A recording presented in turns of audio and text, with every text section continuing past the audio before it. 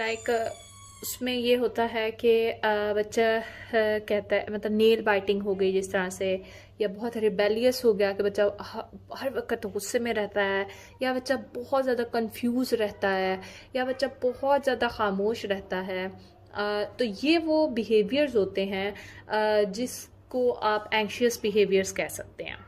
और इसमें anxious behaviours में सबसे पहले बात समझने की ये है कि ये एक लॉन्ग टर्म प्रोसेस होता है।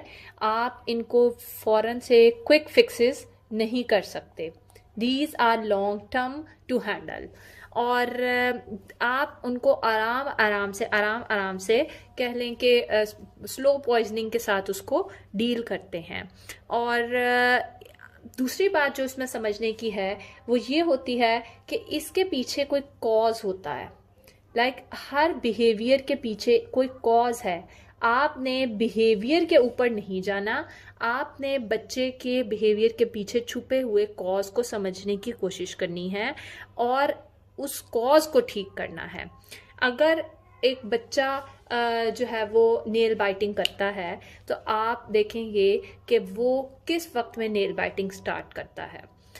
सबसे पहला स्टेप आप ये करेंगे कि आप बच्चे को बताएंगे कि नेल जो है ना वो खाने से आपके नेल्स ख़राब हो जाएंगे। ठीक है, आपसे डांटेंगे नहीं कि क्या तुम छोटे बच्चों की तरह नाखून खाते रहते हो। एक ये जुमला होता है ना, नॉर्मली हमें सुनने को मिलता। तो आप उसको ये कहेंगे कि बेटा नेल बाइटिंग से आपके प्यारे से हाथ हैं वो बिल्कुल ख़राब हो जाएंगे और आप को खुद ही को अच्छा नहीं लगेगा। दूसरा, आप उसको ये बताएंगे कि जब आप नेल बाइटिंग शुरू करते हो इसके पीछे कोई ना कोई वजह होती है कि आप बच्चे की हेल्प करेंगे उसको वो वजह सॉर्ट आउट करने के लिए। फॉर एग्ज़ाम्पल ये कि अगर कोई बच्चा कोई ऐसा देखता है कि जिधर लड़ाई हो रही है या जो बहुत ऊंचा बोला जा रहा है और वो उससे डर गया हुआ है, वो एकदम से नेल बाइटिंग करना शुरू कर देगा।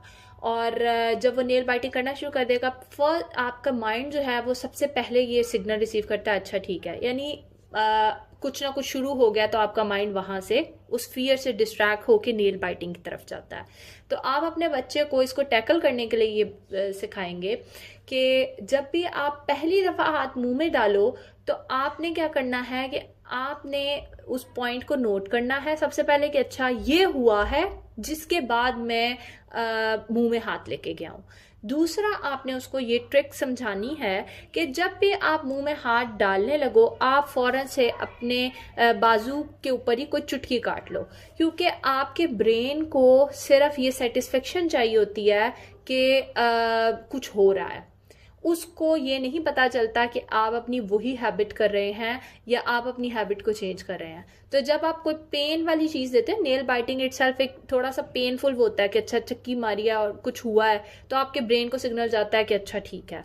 तो आपने अपने बच्चे को ये बताना है कि बेटा जब कभी आप नेल बाइट करने लगो आप या तो खारिश कर लो अपने हाथ पे या आप चुटकी काट लो अपने हाथ पे, तो भी आपके ब्रेन को वो सिग्नल चला जाता है। ब्रेन की वो जो डर के वक्त की, एंशियस बिहेवियर के वक्त की नीड होती है वो ब्रेन की पूरी हो जाती है। क्योंकि जब बच्चा पहली दफा हाथ मुंह में डालता है तो वो ब्रेन को सेटिस्फाई कर देता है, लेकिन फिर उसके बाद वो बाहर निकालना भूल जाता है। सो असल में उस एंशियस पॉइंट के ऊपर आपने सिर्फ ब्रेन को ये बताना होता है कि मैंने तुम्हारी नीड पूरी कर दी है।